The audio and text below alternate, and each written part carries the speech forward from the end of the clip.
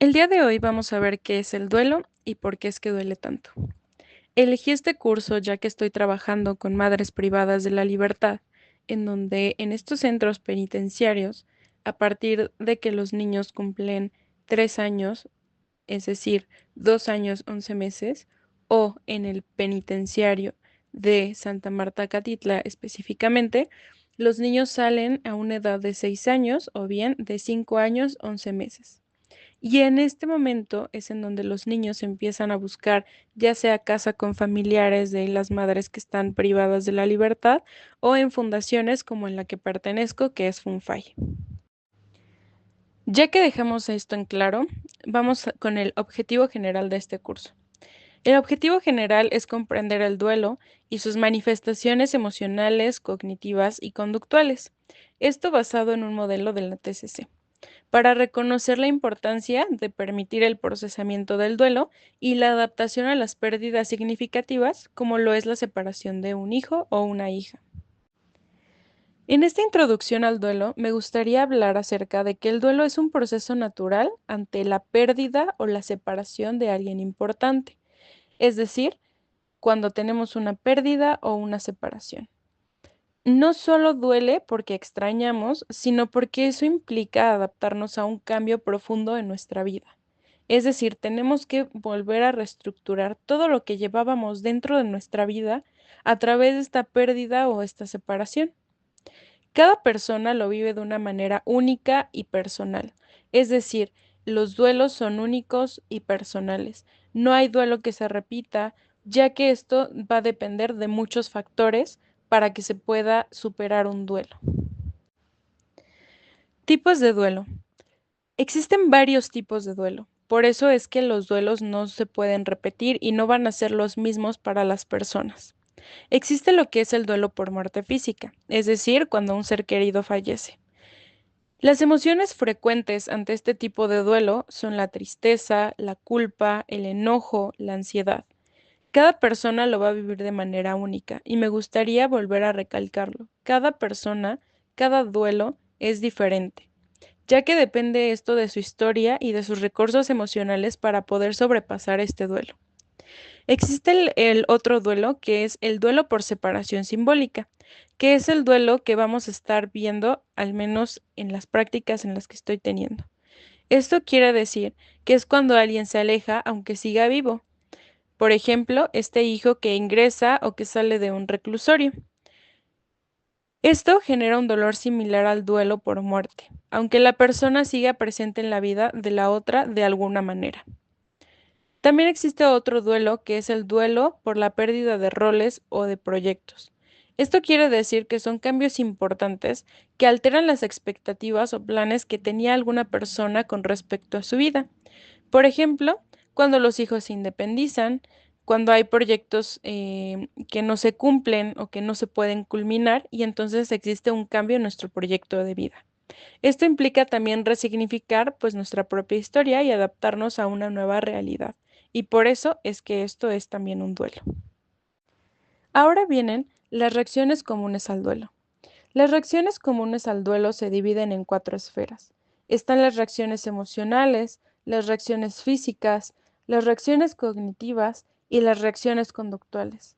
Las reacciones emocionales implican todas las reacciones que podamos tener o que se nos implique una emoción.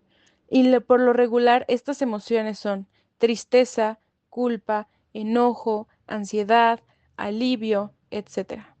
Dentro de las reacciones físicas tenemos lo que puede ser el insomnio, los cambios en el apetito, el cansancio.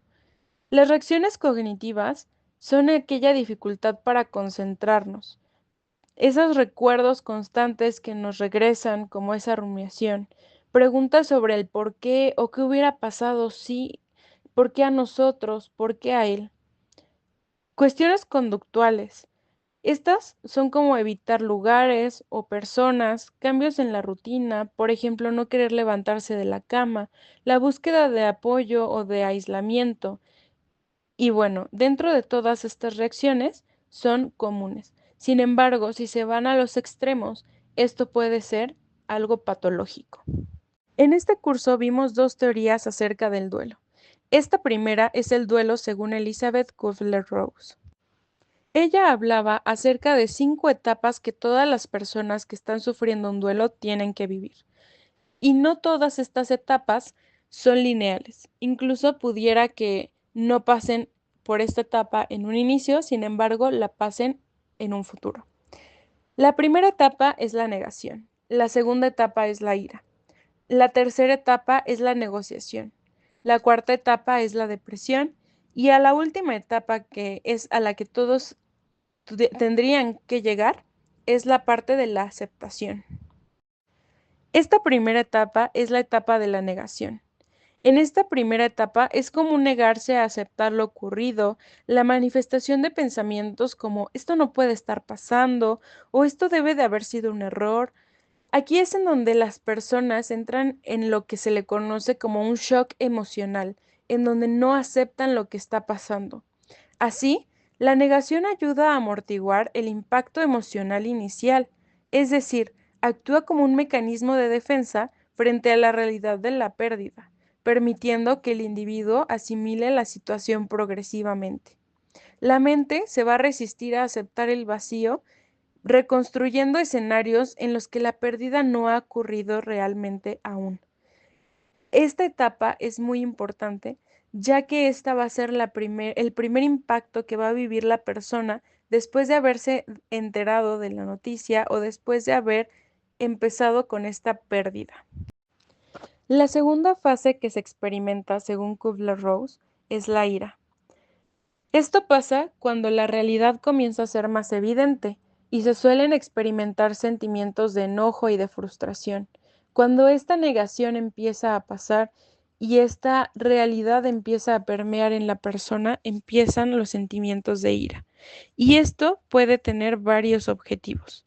Esta ira puede ir hacia el fallecido, con preguntas como ¿por qué me dejaste? Esto puede ir también hacia los médicos si la persona murió en una operación, como no hicieron lo suficiente por mi familiar, o incluso hacia un Dios o el destino. ¿Por qué me pasa esto a mí? ¿Por qué Dios me arrebató a mi ser querido? Etcétera. Al mismo tiempo, también puede haber una autoinculpación por no haber prevenido la pérdida o por no haber podido hacer más. La negociación, según Kubler-Ross, es la tercera etapa que todos tienen que pasar. Aquí la persona va a intentar buscar maneras de revertir la pérdida o de mitigar su impacto. En el caso de las enfermedades terminales, los pacientes van a hacer promesas a un Dios o van a empezar a hacer promesas con respecto a cambiar ciertos hábitos o hacer un cambio o una mejoría en cómo están llevando su vida. En el duelo por muerte podemos visualizarlo en pensamientos como si tan solo hubiera hecho algo diferente, tal vez no habría sucedido, o con pensamientos como si me esfuerzo en ser mejor persona, podré superar esto más rápido, o si puedo llegar a ser mejor persona y cambiar ciertos hábitos, llegaré al cielo y estaré con esa persona. Y entonces empieza esa negociación. La cuarta fase es la fase de la depresión, cuando se toma plena conciencia de la pérdida. Es frecuente experimentar una profunda tristeza cuando nos damos cuenta de que la pérdida ya es inminente y empieza una parte y un sentimiento de desesperanza. Esta etapa es clave en el proceso del duelo, ya que va a implicar la confrontación con la realidad de la ausencia. En cuanto a su forma de manifestarse, puede ser de dos maneras. Está lo que es la tristeza reactiva, que puede ser con llanto, nostalgia, recuerdos que te activen la memoria de esa persona, o una tristeza más profunda y prolongada. Son síntomas similares a los de la depresión clínica. La etapa ideal a la que se tendría que llegar sería la etapa de la aceptación, y esta es la etapa número 5. En último lugar, es importante aclarar que la etapa de la aceptación no implica olvidar la pérdida ni eliminar el dolor de la pérdida, sino integrarlo de manera saludable en la vida. Quien sufrió una pérdida va a empezar a encontrar formas de seguir adelante sin la presencia física de ese ser querido que se pierde, que se aleja o por la que estamos pasando el duelo. Consecuentemente, se va a reorganizar la rutina y se van a fortalecer nuevas relaciones. Y esto va a ser como una resignificación de la experiencia del duelo. A pesar del impacto tan grande que ha tenido el modelo de Elizabeth Kubler-Ross, ha sido muy criticado por su carácter lineal y su falta de evidencia empírica para sostener la idea de que todas las personas van a pasar por estas 5 etapas en un mismo orden. Sin embargo, la investigación ha demostrado que el duelo no sigue una secuencia fija, sino que va a variar según la persona y según el contexto. Además, se ha cuestionado también la generalización del modelo a todo tipo de pérdidas, dado que fue desarrollado inicialmente para pacientes terminales, pero luego se aplicó a los diferentes duelos y a los diferentes contextos de duelo. Hoy sabemos que este proceso va a variar según la naturaleza de la pérdida, lo que hace que un único modelo resulte insuficiente para explicar la complejidad que tiene el duelo. También se ha señalado que el modelo puede contribuir a la patologización del duelo, al generar la idea de que quienes no atravesamos todas las etapas estamos gestionando mal nuestro duelo o de una manera incorrecta. Ahora bien, seguimos el duelo del procesamiento dual según Straub y Such. Cuando decimos que es un duelo dual, es decir, que va a tener dos caminos. El primer camino es ese afrontamiento orientado a la pérdida. En esta fase, la persona se va a enfocar solamente en la ausencia del ser querido y en el dolor emocional asociado a la pérdida. Es común que el doliente experimente tristeza profunda, recuerdos recurrentes y la dificultad para imaginar una vida sin la persona querida. Por otro lado, tenemos la vertiente del afrontamiento orientado a la restauración. Aquí el doliente va a buscar adaptarse a la vida sin la persona fallecida y va a estar reconstruyendo su rutina y retomando actividades diarias. Se va a enfocar en establecer nuevas relaciones y va a asumir nuevos roles y encontrar sentido a una nueva realidad sin esta persona que ha perdido. Este modelo se basa en una oscilación. La oscilación significa que es posible que se tengan días o momentos en los que nos sintamos profundamente conectados con la pérdida, recordando al ser querido con tristeza, reviviendo recuerdos o experimentando emociones intensas como la culpa o la desesperanza. Sin embargo, en otros momentos podemos encontrarnos enfocados en actividades cotidianas, retomando responsabilidades, interactuando con otras personas o incluso sintiendo momentos de alegría y bienestar sin que esto signifique que hemos superado como tal la pérdida. Es importante señalar esto, ya que podemos transitar entre ambos factores de manera variable, posiblemente a lo largo de toda nuestra vida.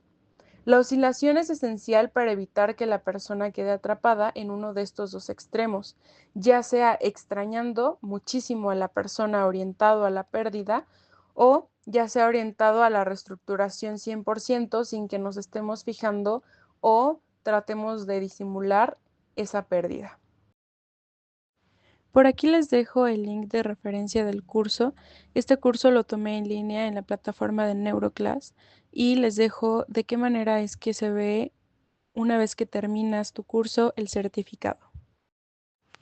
Muchas gracias por haber visto este video y espero que les sea de gran utilidad para cuando ustedes estén tratando algún duelo y si es que les interesa que puedan tomar también su curso y obtener su certificado.